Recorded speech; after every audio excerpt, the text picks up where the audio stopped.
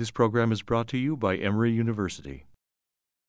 We have a special treat this afternoon to hear from a good friend of mine, Vivek Wadhwa, who I've known for quite some time.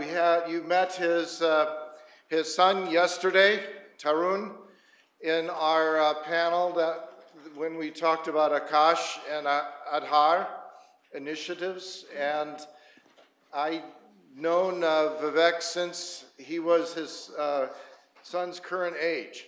So it's just been a few years since that point. As I said yesterday, I'll say it was Vivek's birthday yesterday, but I said at that time that Tarun is much better looking than Vivek was at that age. And as a proud father, I'm sure he will agree with that. But I am not going to belabor the titles. It's like a number of ribbons and a general officer that Vivek has had a cascading and overlapping and interleaved numbers of associations with the universities and institutes.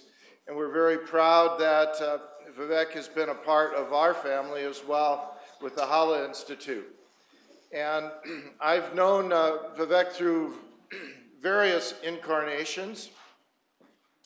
When he was working in programming and system development and system design initiatives in the financial marketplace, and then looking in a metaform at systems development tool environments as well, and evolution of large-scale systems and transformation of legacy systems as well, and quite a number of themes. He's very much a Renaissance person, and it's always been a great pleasure to episodically encounter Vivek through our mutual careers, and certainly he has had an extraordinary impact recently on several discourses, especially on that associated with immigration activities.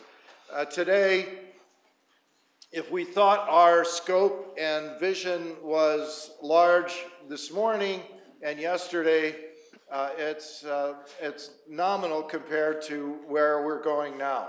As we look at large issues, large opportunities for humanity in general. And so help me welcome Vivek Wadhwa. Thank you, Ben.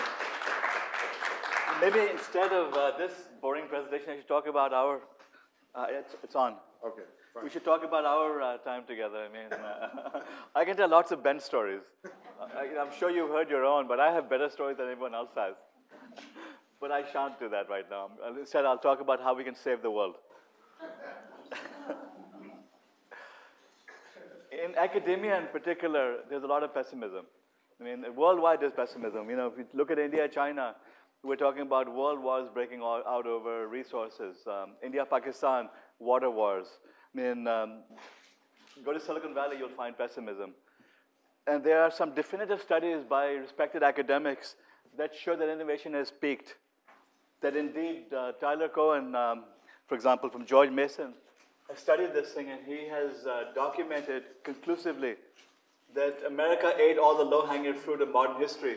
We're at a technological plateau, and the trees are barer than we would think. There are some more papers also that have been published recently, which conclusively prove that mankind is doomed. We're screwed, basically. And the world is going to come to an end because we're out of ideas. We're going to be faced with overpopulation. We're going to run out of resources. We're running out of energy. We're running out of water. We're running out of food. We'll basically be eating each other, is what these academic papers say. And indeed, you go to Silicon Valley, one of the leading technologists over there, Peter Thiel, also talks about the fact that we're screwed. Peter is a guru. He made his billions of dollars on PayPal, therefore he knows. I mean, basically, he has said conclusively, he agrees with the academics, that technological process has stalled out. I mean, the internal combustion engine was our last hurrah. We stopped coming up with cures for cancer, disease. The world is coming to an end. So I really hate to spoil your lunch, but that's what the academics say. And that's what some techies say. And let me challenge that view right now. And let me blow your mind. Let's start with the good old telephone that we all love. You've seen how it progressed. I mean, most of the people here are not most, but half the people here are really old, people like me who used to use those old line telephones when they were young. The rest of you have only seen smartphones. But we've seen how the telephone has progressed, right? Did you also realize it's now a medical device? That in the last 2 or 3 or 4 or 5 years, the same telephone that we used to use has transformed into a new device by which you can cure health. We already know that we have all these amazing apps that we can download that give us access to all this knowledge. In fact, you have more knowledge available to you on your smartphones than physicians had 5 or 7 years ago. Essentially, it's an encyclopedia of medical knowledge. The latest advances, the latest journals, the latest breakthroughs are now available on the web. That's amazing, right? That's nothing. Did you know that it's also a glucose meter? It's also a cardiologist. On my phone over here, I have an iPhone case which performs an EKG. How many of you have ever had EKGs done, right? It's painful. They put all those probes in your body, and you go on this antiquated machine, and then they print those weird graphs, and they bill your insurance company hundreds of dollars. The equipment costs tens of thousands of dollars. But guess what? I can give you an EKG right now, and I'll do it for $10. It's actually free. You touch the 2 leads on my iPhone, launch an app, and it does an EKG for you. You can mail it to your cardiologist or to yourself, and you can look at it as much as you want. You can do it 100 times a day if you want to. The cost of doing this is zero. This is how fast this technology is advanced. Like, this is just one of thousands of devices that are being built right now. It's called the quantified self. There are all sorts of ways of monitoring your health. The Fitbit, for example, monitors how much you walk. The Zeo, you put it on at night and it monitors your REM sleep. It monitors your sleep patterns. There are toothbrushes that can now detect your dental health. There are all sorts of other amazing inventions coming out right now. In fact, I'm missing a slide here, but very soon we'll have sensors embedded in our toilet seats.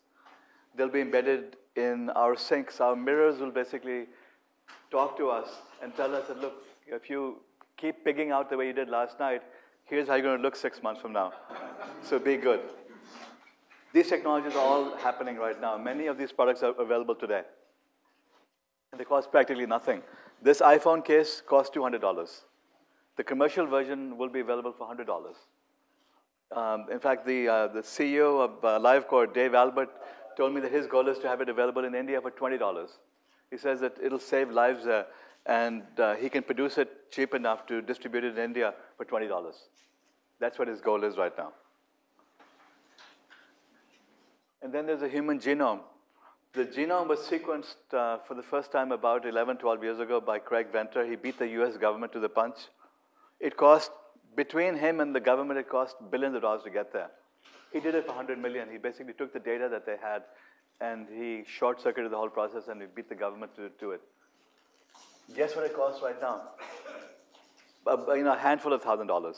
I mean, there are different products, different technologies. It's somewhere between $6,000 and $1,000. The $1,000 machine, I don't know if it's out yet, but it'll be down to $1,000 before you know it. When I come back about 4 years from now, when Ben invites me, I'll come and I'll show you my iPhone case that does a complete human genome. We'll sequence you while we're at it. That's how fast technology is advancing. Why is this important? Because we've become software. The human body has become software. Just like we write Google searches to gather data from the web, to mine the ocean of knowledge, we'll be able to do Google searches to analyze our health. We'll be coming up with customized medications based on our genes. We'll be finding the correlations between health, habits, location, and disease. We'll be able to prescribe personal medications based on these technologies in the next few years. This is, practically everything I'm talking about is within this decade. I'm not getting into futuristic mode where I talk about how man and the machine will merge and all this other stuff. I'm talking about the practicalities of what we can realistically expect to see being invented in this decade. Now, there's a gap between invention and commercialization. I can't predict how long that's going to take because there's so many barriers to that.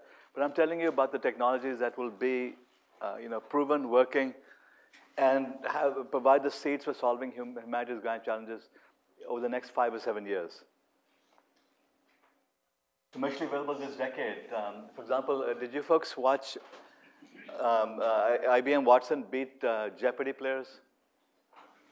IBM Watson is now going to medical school. They're teaching it all about the advances in medicine. Why do I need to ship my EKG to my cardiologist? I love my cardiologist, but he loves his Johnny Walker Black Label. When I see him in the mornings, I'm sort of competing with his hangover, right? I would much rather have a computer read my EKG and tell me if there's anything to worry about. Why do I need a human being to do that? It's simply, PQ RST waves. It should be very easy to write a software program to do that. What's more, my other symptoms. This also can monitor my movement. I can get other add-ons that monitor other body symptoms. Why can't I ship it over to IBM Watson and have IBM Watson analyze in the crowd and send me back an email saying, Vivek, you're in trouble here. You better go and see your doctor because you have these symptoms. Or you just went to this area where this virus is spreading, and there's a 70% likelihood that you're going to come down with this disease based on the data it already has. My phone knows where I've been. It knows what's happening in the region. It knows what the likelihood is of someone getting a disease. All of this is possible practically now. And then, take the Luke arm. This is also by Deca, Dean Kamen's company. That poor fellow lost his arms in the war. Dean built him a robotic arm by which he can operate a drill. Remote surgery. Intuitive Surgical has this remote surgeon called Da Vinci, by which you can do robotic surgery. Now the question is, why do you need doctors to do robotic surgery when computers are more accurate than human beings are? It's not inconceivable that within 5 or 7 years, we start having automated robotic surgery. Right now, you could probably have surgeons in India analyzing health of people over here. The trouble is that the lag in time between the internet over there and the internet here and the power supply in India is so unstable that you wouldn't trust anyone to do it there. But you could lay out the parameters for the surgery and have the computer doing it automatically. These advances are all possible right now. You remember Fantastic Voyage, that movie in which, what was the actor's name? I forgot his name, but he basically took this pill and went inside his body. You can buy that pill right now. You already have sensors that can go inside the body and photograph you. Soon we'll have nano robots that can go and operate on you.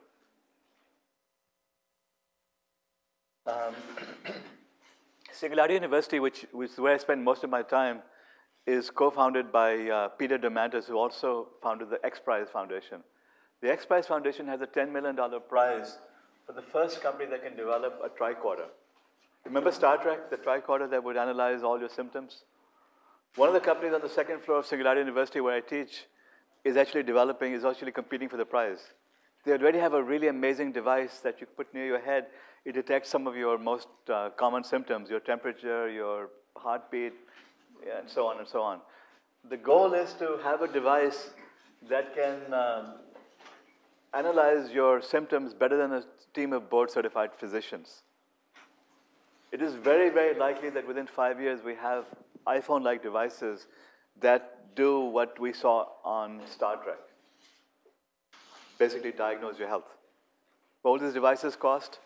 Probably about what an iPhone costs. Or I might even have an iPhone case that does that. So how did all this happen? How do we go from these academics and Silicon Valley people talking about how mankind is doomed, to Vivek Wadhwa coming up here and telling us about how we're going to have these nanobots in your body, curing your diseases and so on. It's called exponential growth. We've all seen the advances in computing. We've seen how rapidly our computers have advanced. This little device in my pocket has more computing power than existed on the entire planet the day I was born. Think about it. I mean, remember the Cray supercomputers that we used to read so much about that were national treasures? This is more powerful than the Cray supercomputers were. What does it do? It sits in my pocket waiting for me to check email every now and then, or send some messages out. So I have this massive amount of computing sitting there idle, connected to the World Wide Web, which has infinite knowledge. That's Moore's law. And exponential growth, I mean, if I ask you, human beings don't understand what exponential growth is. If I ask you to take 30 steps, how far 30 steps is, you can figure that out. We can guess, it's probably from here to the door or something like that. We might be off by 5 or 10 steps. If I ask you what 30 exponential steps are, you have no clue. 30 exponential steps are 26 times around the planet. That's how fast technology is advancing. Look at the history of technology. Look at the history of technology since for the last 10,000 years. It took us quite a while to get from agriculture to pottery to the plow to mathematics and so on. And then boom, over the last 100 or 200 years, things have changed dramatically. 5 years ago, most of us didn't have smartphones. 10 years ago, we didn't use email. Today, we're addicted to it. I mean, I don't know about you, but I check email 10 times a minute. But that's how fast things have changed. And this is just the beginning. I'm just starting my presentation right now, by the way. Or getting back to Star Trek, remember the replicator? Have you seen 3D printers? It's version 0.1 of the technology right now, but wait till we have version 3. You'll have the Star Trek replicator. It's in development right now. Already, we can print plastic, glass, titanium, and human cells. Look at all of these objects are produced with 3D printers. 3D printing is amazing technology. When you go back 20 or 30 years, when you had to print something, you had to have it typeset. You used to think about how complex your page is because it would cost you more to print that page. When's the last time you thought about how complex is my Word document? We don't think about that. You hit the print key, it comes out on your laser printer. Imagine printing objects the same way. With 3D printing, there's no cost to complexity. In fact, some of the most complex objects to print consume less materials and they're cheaper than are the dumb brick type of objects we might otherwise print. That's what 3D printing is enabling. And then look at AI and robotics. We were pessimistic about AI about 20 years ago with the Japanese and how they're going to take over the world. Then it went away. We thought AI is dead. AI is far from dead. AI is everywhere. It's in our air traffic control systems. It's in Jeopardy. That's what's driving those revolutions. It's in Siri, the voice recognition system in your iPhones. It's in your games. TurboTax. If you do your taxes using TurboTax, you're using AI technology. It's everywhere, basically. And then there's robotics. Robots we used to dream about. Rose is a robot and so on. Well, guess what? For the longest time, we haven't had them because the computing power required to do sophisticated movements, to do facial recognition, to do voice recognition was too great. It would require a computer the size of this room and cost tens of millions of dollars. That computing power is in my hand right now. Costs practically nothing. Therefore, we can now develop all these advanced robots that we used to dream about. Already you have Baxter from Rethink Robotics, a $22,000 robot that has arms, a face that can work alongside humans, and that doesn't complain. It'll work day and night, and it'll do anything you train it to do. In France, they're already picking grapes using robots. Price of the robot picker is $32,000, cheaper than human labor. Who's building robots? Kids are. All of you people are too old. It's high schoolers who are building sophisticated robots right now. And then, you have the misfortune of living in Atlanta or in this part of the world. If you were in California, you'd see these Google self-driving car. I love Silicon Valley now. It's too cold here. And the weather sucks today, so I'm complaining. Already, this car has driven more than 300,000 miles without an accident. It goes on the highway on Route 280 in California. You'll see several Google cars driving around by themselves. Did you know this technology is already working? You'll see it on the streets in there. There are a number of people testing this technology. Within the next 5 years or so, this technology will be commercially available. It'll cost practically nothing. Probably Google will provide you a console in your car. As long as you surf the web, you can have the hardware for free. The Google car, and there are a number of other companies now developing self-driving automobiles. I think Volvo announced that they're going to be releasing something next year. This technology is going to revolutionize cities. Think about it. A third, half of the land use in urban areas is often for cars and for parking. You don't need that anymore. The car drops you where you want to go and moves on. Accidents. Well, we drink Johnny Walker Black Label and beer and all sorts of other things. Computers don't. They can talk to each other and regulate traffic, so you don't need traffic jams anymore. What do we do every morning? All of us mindlessly get on the same highways, despite the fact we know we're going to be blocked up over there. Well, cars are smarter than we are. They'll be able to control traffic jams. You don't need speed limits anymore. Think about the design of vehicles. Because us dumb human beings crash into each other, you have these big, huge bumpers and all these safety measures. If cars don't crash anymore, why do you need them? You can produce vehicles that are a fraction of the weight and go much faster because they're being controlled by smarter, with things which is smarter intelligence. And then take synthetic biology. I talked about reading DNA. Well, guess what? You can write DNA right now. There are a number of companies which provide printing, Kinko-like services for printing DNA. You can literally go on your laptops right now, design a new organism, ship it over to one of these companies, and they'll print it for you.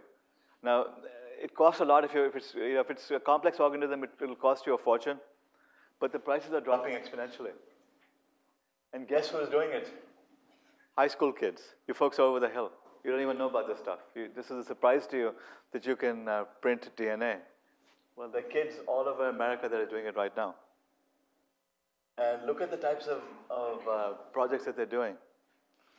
That one over there, they combined the gene of a firefly with a tree, so you've got trees that light up. Look at what's possible over here. That little kitty over there, that's Mayo Clinic.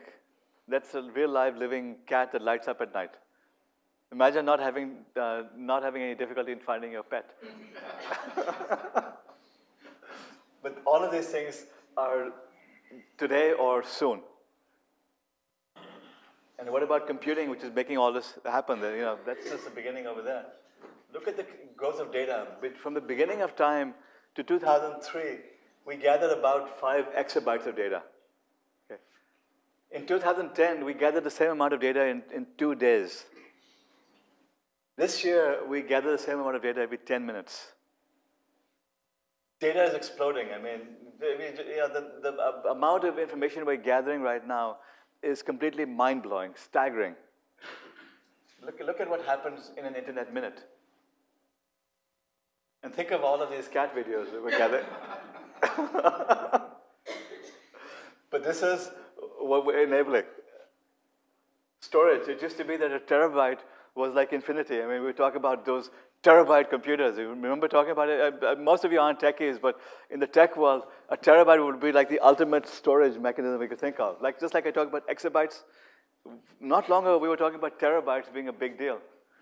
You can go on Amazon right now and order a 3 terabyte drive for $139. And the price is dropping. This is 2 months old. It's probably down to $119 by now. The storage is becoming free as well. Social media. It used to be that if you met someone online, you were considered a freak. Now if you meet someone in person, you worry they may be a freak.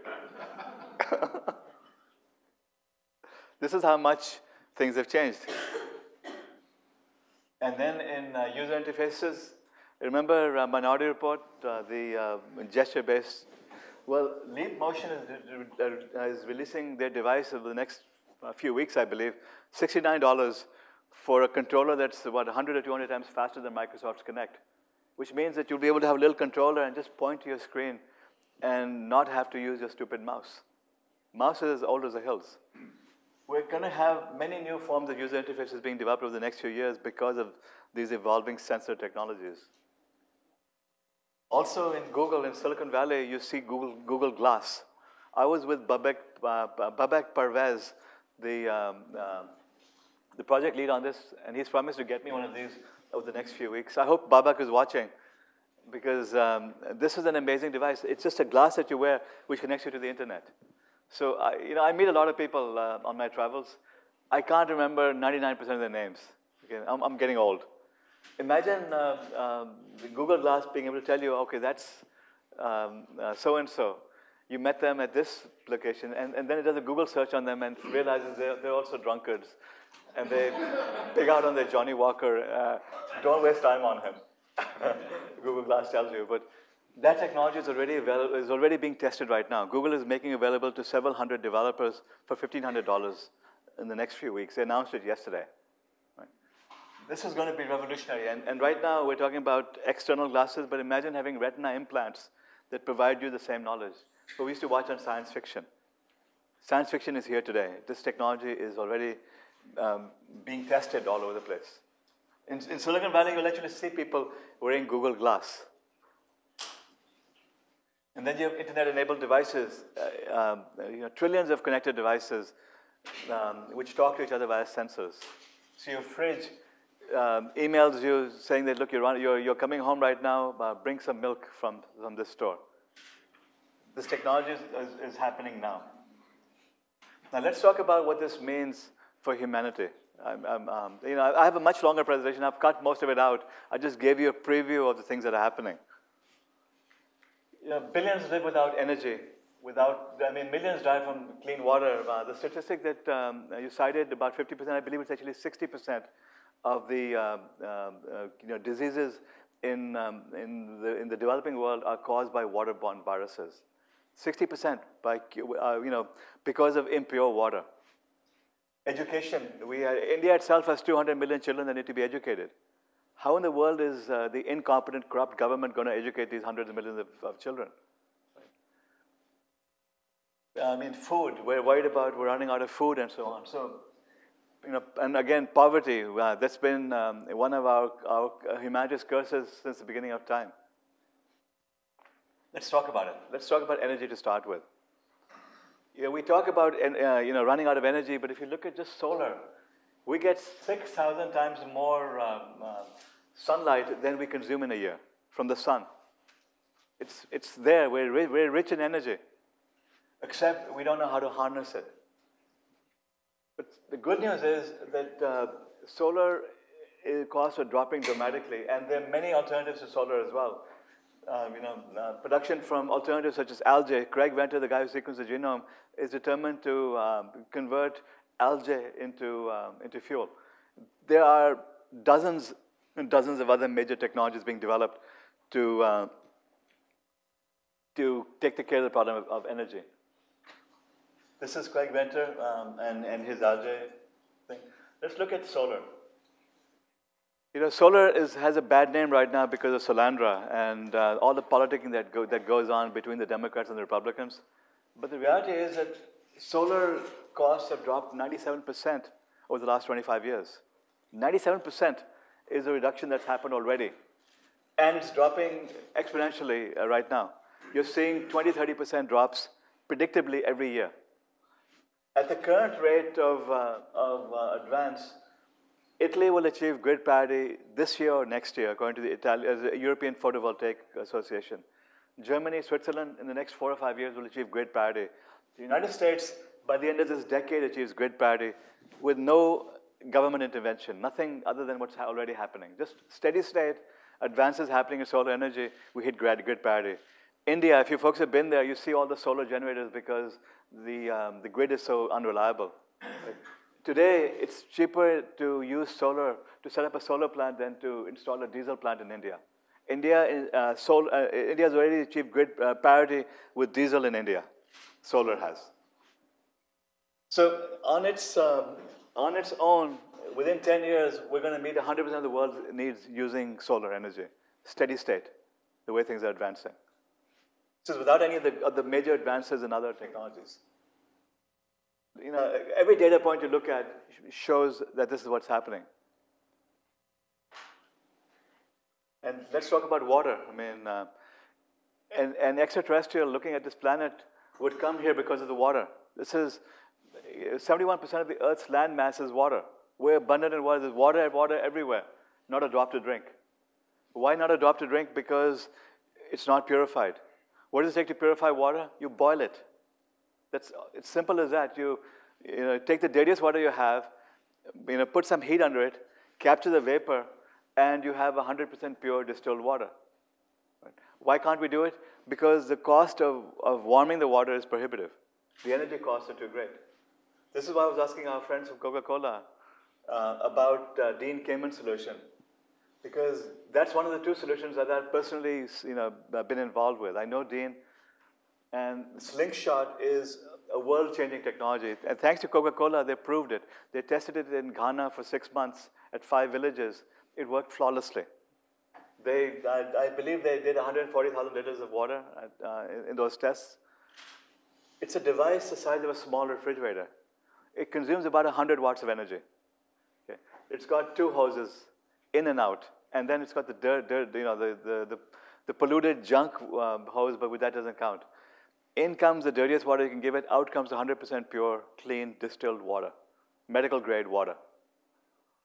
In mass, if Coca-Cola does their job right, they could be producing these units for about $2,000 or so. Imagine the good that they could do by giving one to every village. Charging them a fixed fee perhaps, or charging them for the water that comes out of it, but unlimited clean water. And 100 watts, you could have a couple of solar panels that provides that level of energy. This is already tested right now, and again, they'll attest to it. This is why I asked the question about its success. That itself could save the world. Talking about saving World War III, the water shortages, every problem you have, if we can now clean up the water, we have it. Another one of my friends is in Chile, a company called AIC. They're developing this plasma-based water purifier. What they do is that they take water in, convert the water to plasma, and it kills all the bacteria. Now, the plasma process doesn't remove lead and arsenic, and it doesn't do what Dean Kamen's device does. But all of this, the tube that's required for this costs about $1 when produced in mass. And the rest is all the plumbing to get the water to go into the tube and to light the plasma up. You're talking about also 100, 150 watts of energy. This itself could solve the problem of disease in the developing world. Both of these technologies work. Is it the NSA? No, NSF is testing this technology, and I believe it's already blown all of the records, all of the other benchmarks that they had. But this is in progress also. Now you have unlimited energy, unlimited water. Why not have vertical farms? You move up, and you produce all the food that you want. What else do you need to produce food other than water and energy? Right? Unlimited food can be produced once that happens in the next 5 or 10 years. So bang, you've solved the world's food problem as well. And then knowledge. I think Tarun talked about the Akash tablet yesterday. A $35, $40 device available to the masses. It's a world changer. The masses, anyone, anywhere has access to the same knowledge as we do. The kids in the slums of Delhi have access to the same knowledge as the scientists in Palo Alto or in Atlanta. All available on the web using this technology. And then also the Aadhaar project. Imagine now being able to cut out Indian corruption by having money going directly from the government to the people. India spends a lot in social welfare, much more than most countries do. The problem is it gets siphoned off by all the layers, all the corrupt people in between. Already there's an uproar in India, in a couple of states, where the chief minister is arguing that you can't send the money directly to the peasants because this will happen. I mean, all this politics where the chief ministers and the politicians are trying to stop the masses from getting money wired directly to them. Why? Because this way they can't steal as much as they did before. They'll have to come up with new ways of robbing from the masses. But this could also transform India. Now the question is, if we make energy abundant and clean water abundant and educate the masses, cure disease, we'll be able to create unlimited prosperity. The question is, will we? I don't know the answer to that. These are questions that you have to ponder, that all of these technologies are happening. I'm going to put things into perspective and then hand it over back to my friend. Because people don't believe how fast things are advancing. Pessimism still rules the day. But look at what we've achieved in this century. In this century, we've doubled human life expectancy. Infant mortality is reduced by 90%. Maternal mortality has gone down by 99%. Cost of electricity is down 20-fold. Transportation, 100-fold. Telecom reduced by 1,000-fold. I would say almost infinity because, it used to be, how long ago was it we used to worry about area codes, dialing long distance, international? When is the last time you thought about that? We don't worry about area codes anymore. It's just a phone call. It's a cell phone call. We worry about cell phone minutes, but that also the people who have limited minute plans. It's going to zero. When we look at these data on how rapidly things are transformed. Poverty. I mean, in America, the poor, 99% of them have electricity, flushing toilets, and refrigerators. They have TV sets. They have mobile phones. They have air conditioning. Mobile phones. When I was in Delhi a few months ago, I started laughing when the beggar that came up to me, his cell phone went off. He felt embarrassed also. So forget about the poor in America. The poor in India have cell phones. This is how fast things have changed. That was when I used to go to India 10 or 20 years ago, you'd have to go to your neighbor's house and you have to book phone calls. You have to book ISD calls. And it would cost hundreds of rupees. It was a big deal, and you'd have to be there within the hour because you couldn't predict when the operator would call you back and connect you to the West. It used to be really, really painful. Now you have these beggars who are able to call up over here. That's how fast things have transformed. Think about it. Over the last 10 years or so, when 1 billion people came online, we exponentially increased knowledge. What my boss, Peter Diamandis, says is that a Maasai warrior in the middle of Kenya has better access to knowledge than President Reagan did 25 years ago. E-commerce became possible. Because of e-commerce, because of the internet, major upheaval. We've seen how media has transformed itself. I don't read magazines anymore. I don't subscribe to newspapers. If it's not online, I have a hard time reading it. I bought a Wall Street Journal on my flight. I had a hard time reading the newspaper because I don't read newspapers anymore. That's how much things have changed. The Indian IT industry, it's actually close to $100 billion industry. It came out of nowhere because of the connected world. In the connected world, social media has fomented revolutions across the world. It used to be that the only knowledge we had, when all of us oldies were growing up, we were dependent on our parents, on our teachers, on our preachers, and our friends for all the knowledge that we gained. If we were really, really rich, we had Encyclopedia Britannica. So, oh my God, that was the ultimate status symbol, owning an Encyclopedia Britannica. Encyclopedia Britannica, it's a joke right now. It fits on a CD, and no one even takes it seriously. It's sadly out of date. When is the last time anyone surfed the Encyclopedia Britannica? Right? That's how much things have changed. I mean, the world's children now have access to more knowledge than we could ever imagine. They're smarter than we are. They're more connected than we are. I mean, look at my son. He's able to take his dad on. I mean, he's got his own Forbes column. He's now, correcting my slides and telling, no, this is wrong. That's 25 years of age. I mean, what's going on over here, right? But that's how much things have changed. That's how fast we've advanced within less than a generation, within the last 10 or 15 years.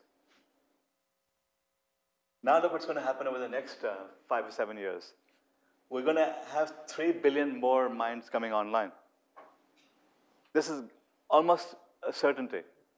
And there are going to be more people coming online in India than anywhere else thanks to the Akash project. That project, despite its, all the politics that it's mired in, is going to transform India single-handedly. You're going to have an e-commerce boom in India starting 2014, going to 2015, which makes a dot-com boom in the United States look like it was a small fad. It's going to transform India because suddenly the masses have knowledge. Imagine the learning, imagine the commerce, imagine the new types of apps they're going to be building.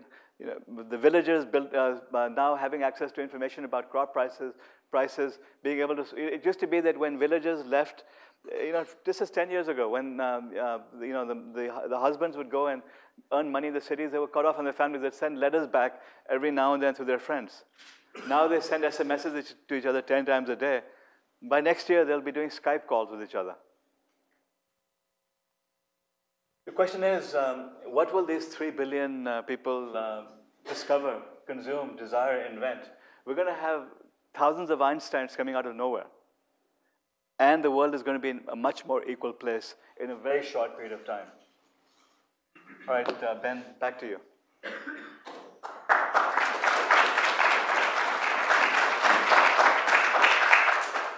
I'd like to start with a couple questions and open it up to the rest of the group. As we reflect on the uneven development of platforms and infrastructure in India, for example, compared to the US, I hearken back to the recent New York Times experience with the Tesla car and the operating infrastructure and assumptions. Supermodel or what? And if it would be really nice if we only knew somebody that owned one of those. My last article in the Washington Post was about my Tesla, me and my Tesla. I mean, why it's the most amazing machine ever made. I liken it to a supermodel. What a about spaceship that travels on land? What about your experience and driving in the hood? And what you have to rely on or make assumptions about from a fueling continuity standpoint, or is it only safe in your enclave? I'm used to that with my iPhone. That I have to manage my battery. I can go 200 miles on my Tesla. That's enough for almost everything I do in 2 days. And what I do is when I come home, I just plug it in. In the morning, it's fully charged. I don't have to go worry. It used to be more worrisome for me to have to fill up my car with gas and run out of it than it is just to have it plugged in. Yeah, I can't travel to LA from San Francisco without having to stop for half an hour, but big deal. It's the most amazing technology there is right now. And a comfortable ride, too. Oh, it's beautiful. You can see I like my Tesla, Model S. Someday he might let me ride in it as well, too. You come and visit. I'll pick you up from the airport. You can drive it home. We'll see.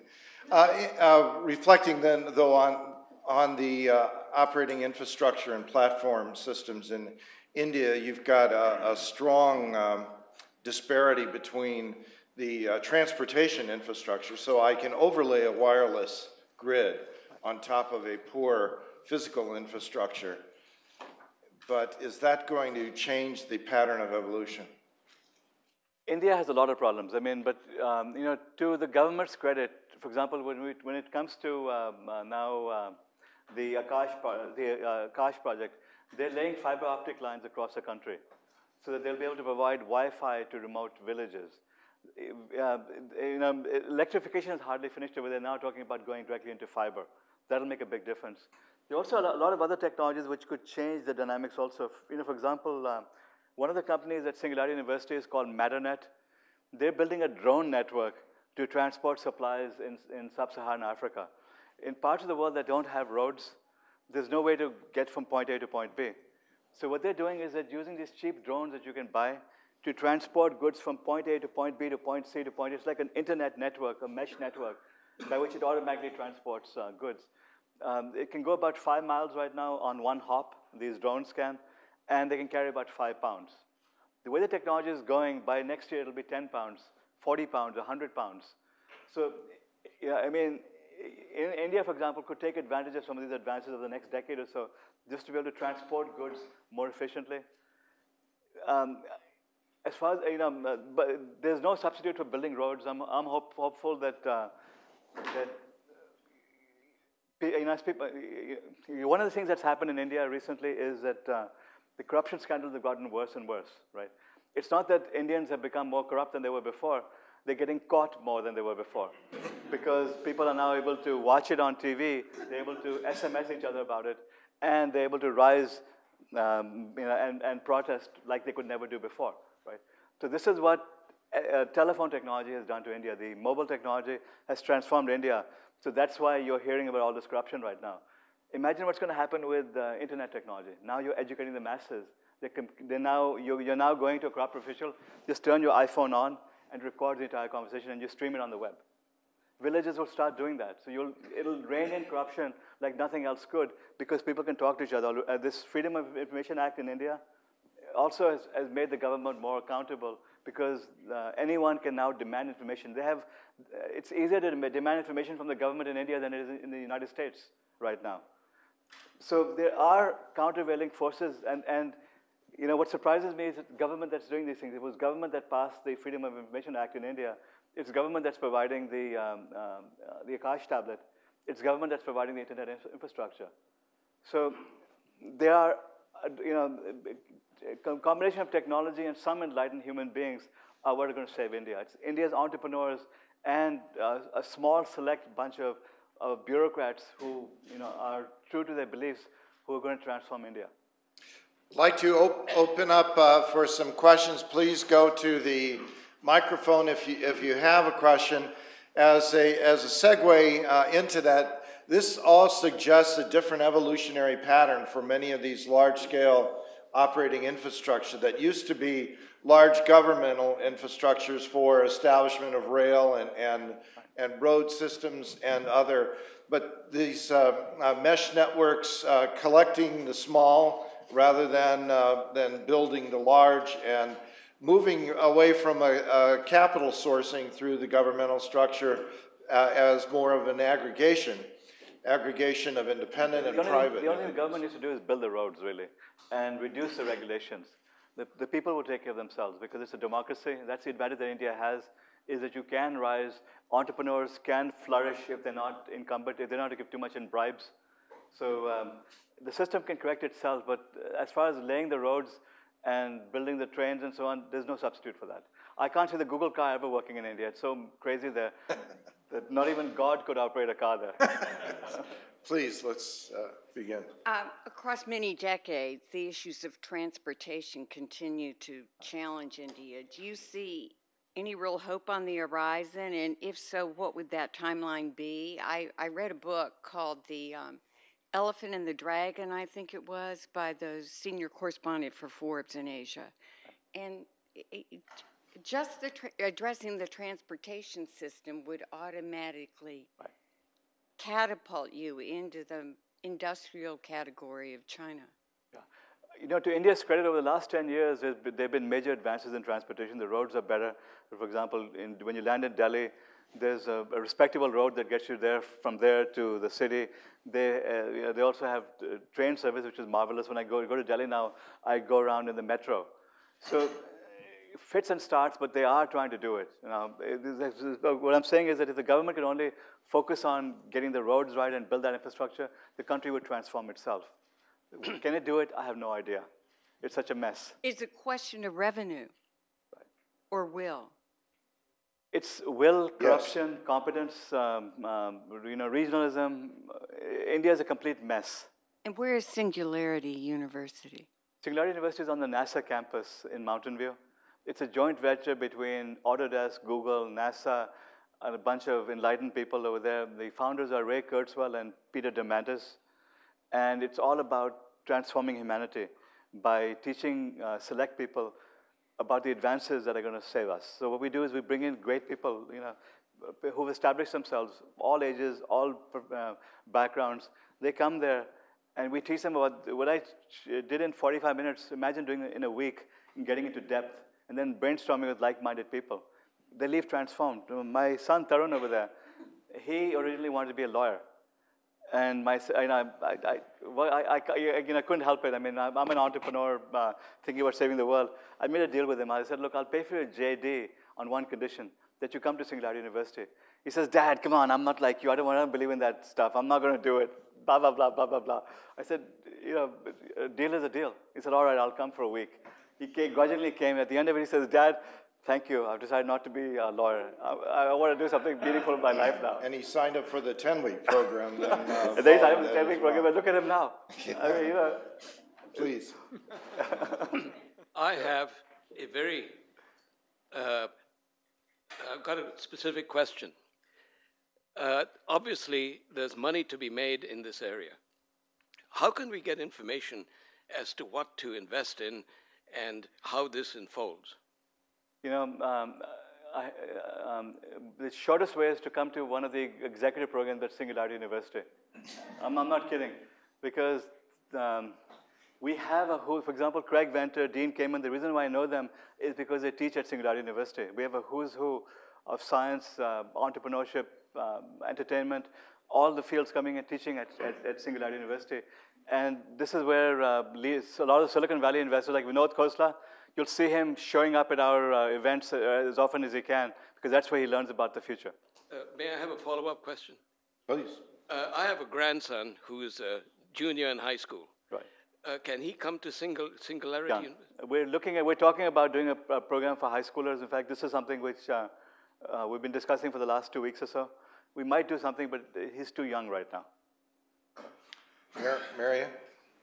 Vivek, do you have any data on how much is being used of the Freedom of Information Act? When I was in India last year, talking to people in the U.S. Embassy, that was a question they had very much on the mind. The legislation was there, but they had no real sense of how widely it was being used. And I just wondered if you I have no clue. I stay out of India as much as I can. I mean, I go there to meet entrepreneurs. That's who I care about. And I stay away from the politicians. I stay away from all of the political crap over there. I let other people worry about that. Thank you. So the answer is I have no clue. I just read the newspaper reports, and it seems like it's doing well over there. It's a great idea, but I just have real problems testing either Indian or American people I talk to about how well it's being used. I know it works. Anecdotally, it works very well because there've been a lot of scandals exposed. Yeah, like the Colgate scandal was all because of the Freedom of Information Act. They were able to get all this data and go back and figure out that, hey, these people robbed us again 10 years ago. Right. Hi, that was a very optimistic picture you painted, right? Couple of questions. One is, if you can address, when I first came to the United States, late 80s, the price of gasoline was like 50, 60 cents. Now it's like close to $4 a gallon. And you said that the cost of the transportation came down, the energy went up. Well, my cost of gasoline is zero. Even the cost of electricity for me is zero. I live in a solar home, right? So I live in a passive home, which doesn't consume much energy. So that's all possible today. So the advances are there already. The technology is already there. And look, to get back to gasoline, 5 years ago we were talking about dire shortages of energy in America becoming more and more dependent on imports. Today we're talking about Saudi America, because a new technology came along out of nowhere. Within 5 years, it changed the entire picture of dependency. The same technology, fracking, it is a dark side to it, which is still being researched. But leave that aside for now. It's also now going to be used worldwide. Within 5 years, we could go to abundance in oil just because of that technology, without all these other advances I'm talking about. So I think 5 years, go back 5 years, we were having different discussions about dependence on oil, all the panic about the Arabs now, and competing with China. That discussion has entirely changed. 5 years from now, I'll bet you we have a completely new set of discussions. Because we will now be realizing that solar has dropped dramatically. We'll now be talking about retrofitting more and more houses with it. We'll have 2 or 3 other alternative energies which have progressed to the point that they may be worthwhile to invest in them. And then we'll have an abundance of oil coming out of many countries, including Israel is now talking about its reserves. You'll have India finding some new reserves. And if I was an Arab oil sheikh, I'd be losing sleep about it. If I was China, I'd be losing sleep about manufacturing. But energy, everything is moving in the right direction. The second question is, you said that the government in India is laying out some new systems. So how can you trust the government, which is corrupt, and the systems they put out? Like I said, I can't stop saying bad things about the Indian government, but every now and then they do things right. Like what they did with Akash was right. Because what they did was they forced the price point of the tablet market to go down to an affordable level for the developing world. And so now China is competing with it. Chinese are trying to get down below the $50 mark. You will have dozens of vendors producing $50 tablets over the next 2 years or so. So that's transformative. The fact that they're laying down fiber optic cables across the country is transformative. So just providing those 2 things will make enough of an impact on the country. It'll be a major boom to commerce in the country. And we certainly heard yesterday about the broadband feeds to the universities being a part of a preparatory infrastructure for things like Akash as well. Nikhil? The name Singularity University points to the idea of singularity, that there's a point where technology peaks. Can you predict when this will happen, and will this happen more on a global scale altogether, or will there be different countries that hit it at a particular point and countries hitting at much later period? You're going to get me into trouble because it's being recorded. I don't necessarily believe that's ever going to happen. I mean, it may happen, but I don't know enough about it to be able to prophesize like I'm talking about all of the things over here. Everything I'm talking about is a near certainty over the next 10 years or so. And the reason why I say that is because I've seen these technologies. I use these technologies. I live these technologies. So almost everything I talked about is practical and will happen. If I might be off by 5 years at the most, I'm not off by 50 years.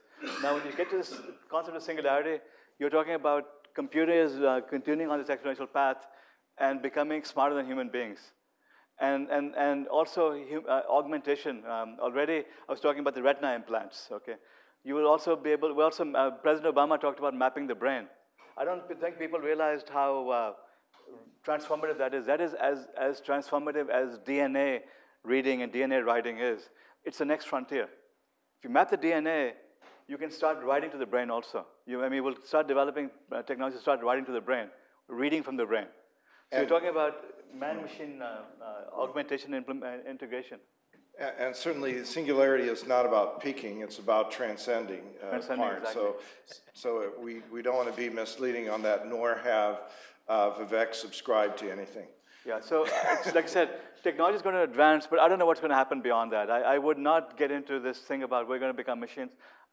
I have no idea. That's so far in the future that I can't imagine what will and won't happen. Would you comment about this exponential explosion of technology in the hands of the wrong people? Oh, yeah. As in the hands of terrorists. Oh my God. I have another presentation, which is, this is 45 minutes of a 1.5 hour presentation. This is the optimistic side. What's that? I say this is the optimistic side. This is the positive side. I also have a dark side presentation, which discusses everything I talked about good has an equally dark side. For example, I talked about writing DNA, or synthetic biology. Well, what happens if a 17-year-old synthesizes a bubonic plague? It wipes out 1 million people. He doesn't know what he did. He just happened to mix his genes up wrongly, printed it, and it caused all these problems. God knows what's going to happen. I talked about drones. Imagine already today you can go on Amazon and buy the Parrot AR drone for $299. You can buy slightly better drones which can also carry payloads. Imagine putting Semtex on them and flying them into the White House. One of them, 100 of them, 1,000 of them. Is the White House equipped to withstand these devices? I don't think so. And you could build it for a few $100s. You could build these things. The laws associated with it. I talked about the Google car. Well, what happens when a Google car hits a pedestrian? Who are you going to sue? Google? Google is going to not have anything to do with it. The passenger was just sitting there. Are you going to shut the car down? I mean, who's liable over here? You know, all of these advances have a dark side, and we haven't even started exploring what's going to happen. But the scary thing is that the advances are happening faster than our ability to understand them, or to comprehend them, or to deal with them. This is all happening right now. You know, all these the reports we've read over the last few weeks about the Chinese hacking into us, they're robbing us blind. I mean, this is theft at a scale which is unprecedented in human history. The Chinese have downloaded entire massive databases, so much data that they can't analyze it. But they're doing it right now. They're probably listening to me right now as well, but they don't know what the hell I'm saying. But that's the dark side of technology. Yes, please. Thank you very much for the talk. I was curious, technology itself is amoral, but the advances that we get from them can be incredibly positive or negative, as you just mentioned. But who's going to deliver these technologies? The Akash project is an incredible project, but if the teachers aren't there to teach the students how to use them, then it doesn't necessarily work. And how do we make sure these are culturally appropriate? That's why we need people like you doing it. It's going to be the entrepreneurs. Seriously, I'm not kidding. This is the message that I always convey is that this technology is now available to us. It's us entrepreneurs who have to save the world. Because it's people who are going to do it. It's not all young entrepreneurs, it's also old people. There are a bunch of old people over here who think that they're over the hills. Well, why not learn these technologies and go back and transform India with them? We can all do it. There's nothing stopping us from doing it. It's not even expensive to do this anymore. It's cheap. We could take 100 of these tablets to any village and start showing people how to use them, start showing them how to gain information. It would transform the entire village. They would now start doing jobs on Freelancer, for example, right? They could start now contributing ideas. They could start following me on Twitter. You know, there's so many things which open up, but it's people like you who have to make it happen. Thank you. Bye. Well, this is not my original question, but you just made me think of something. When you said a lot of these older people with the technology, well, I'm one of these older people, and I try to keep abreast. But maybe for the $20 that you have in India, if you could get the technology designed for older people, maybe they would do what you just said about contributing and using their brain, because there's so many of them that don't. Then why don't you do something about it? I mean, well, I mean, I'm asking you, but my role is to teach and to communicate knowledge and to tell you that this technology is available today for you to go and change the world. Well, but you have to do it. I can only do so much. I'll come to Singularity. But my question is, though, with all these ideas that you presented today and everything, there are real problems in the world right now that the budget crisis in Washington, which all the PhDs can't seem to be able to solve, and you addressed about the EKG and the prosthesis. I mean, how are those going to play into reducing the medical costs, which everybody talks about rising? Right. I mean, we need to get the real world, today's problems. Let me address that exact question. Right now, 80% of our medical dollars go into curing disease, basically, end of life and dire scenarios and so on. Treatment, not necessarily curing. But if you could cure it, what if you could prevent it? Right? With devices like this, you can start preventing disease. You can start making people healthier. If you can now tell someone they're going to have a heart attack before they have it, by monitoring their symptoms, you'll save tens of thousands of dollars, hundreds of thousands of dollars in medical bills before and after. The technology is all available today to do all that. And as far as old people go, this was built by a retired cardiologist who wanted to basically take his knowledge, he got together with engineers, and he wanted one of his big goals is to go to the developing world, in India in particular, and save lives over there. He just chose to do it. He took his own money, he spent a few million dollars of his own money, and now he's raised millions of dollars of venture capital to do it. But this is technology anyone can build now. Well, with that kind of technology, it won't save the world, but it will sure make a dent in saving the world. Yeah. So how I just did a book on immigration. I have another 2 books that I'm working on. One of them is called The Big Rebound. It's about how America is reinventing itself. We don't seem to realize it, that, what happens with America is that they become like you every 30 or 40 years. We become pessimistic. We worry about the deficits. We worry about Japan rising. Now it's China rising and how the world is going to fall apart. At the same time that happens, the country starts reinventing itself. And that's what's happening right now. The country is reinventing itself. This innovation I'm talking about is mostly coming out of the United States. We're in the middle of a major, major rebound, innovation, transformation like we've never imagined before. And that's going to fix a lot of our problems. The solution to deficits is growth. If we can now start innovating and growing, it'll solve the problem. I talked about robots. If you read the article I wrote for Foreign Policy magazine, it was about the end of China manufacturing. China has reason to worry like you won't believe, because already you can manufacture in the United States cheaper than you can in China. With these robots, with the Baxter robot, for example, $22,000. That's less than a year's salary for people in most of the world. That's not true, actually. It's cheaper. The robot is cheaper than Chinese labor is if you use it effectively. We can start bringing manufacturing back. The reason why we're not is because of the capital cost, because of the value chains. Guess what? If we solve that problem, we'll be bringing a $1 trillion industry back to the United States and decimating our worst nightmare. It's all possible now. My ePebble watch says that we have just a few minutes. Let's get a couple quick. Yeah. Really? I want to see it later on. Yeah. I'll make it quick. I wanted to ask Vivek, thank you for this great presentation. I was familiar with some of what you said already because I'm a student of Ben. And being a student of Ben in the B School and having a technology class, we got a lot of this. And it was, I think, the most energizing class we've had. So I wanted to ask your forecast for the next decade on two things. One is the future of universities, and the other is that American universities, which... let's get really particular. And then the other would be, 3D printing. I'd like your thoughts on that. As far as education goes, we've seen what MOOCs are doing, the massively online open courseware, whatever it's called. Already you're now having all these changes happening and talking about hundreds of thousands of people using them.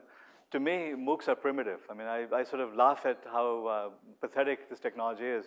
So you take, when TV first came out, what did we do? We took these radio stars and we put them, we gave them a microphone and we put them in front of a camera. That's what we've done with Salman Khan, right? That's just baby stuff. This is just the beginning. That's because we don't have a vision for what can be done with the new medium. Imagine, one of the devices which I actually didn't have a picture of it there is, for example, a NeuroSky headset. It's a $99 device which clips onto your head, which can detect your emotion. You can tell if you're focused, not focused, interested, disinterested. Imagine now giving that to a child and putting that child in front of a tablet computer. And the tablet starts teaching the traditional way. Child is disinterested. It switches gears and now starts teaching, playing games with the child. Not interested. Starts showing videos. Not interested. Takes them into virtual reality worlds. Why do we have to teach geography through books and maps? Why not take them into virtual worlds in which they're going and living that? Why do we teach culture the way we do? Language, why can't we have them now go into this virtual world and simulate discussions with virtual beings? All of these technologies are possible today. So education is going to transform in a major way in which it's going to go from being, right now we're moving towards many to many. It's going to be one-to-one again with our AI assistants teaching us. The AI assistant will know us better than our teachers possibly could because it's one-to-one. That's where that's headed. 3D printing is still 5 or 10 years away from becoming industrial strength. But give it that much time and we'll have 3D printers at home. Most of our day-to-day goods will be 3D printing at home. That's how transformative it's going to be. We've sold 12,000 large-scale 3D printers through the life and evolution of that technology. We sold 14,000 home units just in the last 2 years. Right. So it's really kicking off, but it is still nascent. We'll be talking about millions of these units before we know it, and then going to billions in the next and low-volume manufacturing, low-volume fabrication becoming a part of that. Please. Vivek, last good question. Afternoon. Ani Agnihotri. You and I had an email exchange 6 weeks back on Akash tablet. Same week when there were 2 pages, full pages, India Broad, commenting about, you had commented about Akash. And same day, New York Times had a very long report about how Akash is failing, has failed. And I was last week in India, and it's a disaster. It's not a disaster. The New York Times report was deeply flawed. I mean, I know some of the politics behind it. What they're complaining about is that it was made in China. Big deal. I mean, almost everything is made in China. This you know, right now, we call it technology is sourced all over the world. It doesn't matter where you make it. What Akash did was to lower the price point. It now brought even the United States, we're talking about sub-$100 tablets right now. The big guys, Samsung, Apple, you know, Microsoft, they have no incentive to bring the price down to $30. There's no profit in that. Indian government now made it a global discussion that you're going to now have cheap tablets. Maybe the current Akash won't be the ultimate winner over here. There'll be 30 other products which are going to hit the market for the next year or so, which are going to be at that price point. You know, there are already competitors coming out of nowhere in India, which are at this price point. That's where the magic is. It doesn't matter which hardware wins the day. The fact that these technologies are becoming pervasive is what the game changer is. Vivek, as we conclude, I'd like you to make a few comments just in passing about the immigration issue, because I know that you've been very prominent in that debate with Congress and others as well. And if you have any parting thoughts or comments. Parting thoughts, you know, we've been reading all these articles about how China is robbing us blind with our intellectual property. Well, the greatest intellectual property isn't what's on our computers, it's in what's in our brains, it's our people. Right now, America is bringing in smart people from all over the world. We're educating them, we're training them up over here, and then we're saying, sorry, we don't have any visas for you, go back and compete with us somewhere else, which is brain-dead policy. This is why I've been arguing we need to fix the immigration mess and fix it now. We can't wait. I've also been battling the Democrats on this. I mean, they claim themselves to be the saviors of mankind and the immigrant-friendly ones. They're basically holding the skilled immigrants hostage to the plight of the undocumented, unskilled workers. So I've been arguing that right now we just need to fix the problem that we all agree on, skilled immigration, and then systematically solve the problem of the undocumented. Give them, you know, temporary, permanent residence, and then legalize them over the course of the next 5 or 10 years. Because in this sick economy, Americans are not in favor of bringing in too many immigrants. When the economy heals again, which it will, it's almost certain that it will, suddenly we're going to need all the people we can get. The American population is shrinking. The mindset of this country 5 or 10 years from now will be completely different than it is right now, because we'll go into worry mode about the fact that our population is shrinking. The United States will welcome these people that we're debating right now if we give it a little bit of time. So what I'm saying is legalize right now, get the skilled immigrants here, and fix systematically rather than trying to do all or nothing. They may not wish to come back by that time. Because other economies will grow by that time.